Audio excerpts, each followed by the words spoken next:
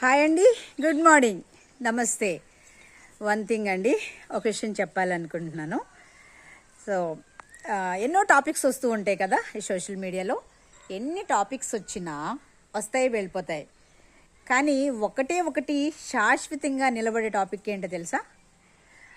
అన్యమత ప్రచారాలు అండ్ సువార్త ప్రకటనలు. జీసస్ మీద మాత్రం బురద జల్లుతూ ఉంటారండి. ఇది భూమి ఉన్నంత వరకు ఉంటుంది, సోషల్ మీడియా ఉన్నంత వరకు ఉంటుంది.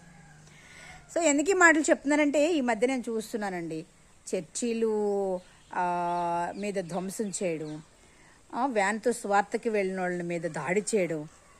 సో అది ఎంతవరకు కరెక్ట్ అండి చెప్పండి? వాళ్ళకు మళ్ళీ కొంతమంది సపోర్ట్ చేస్తున్నారు.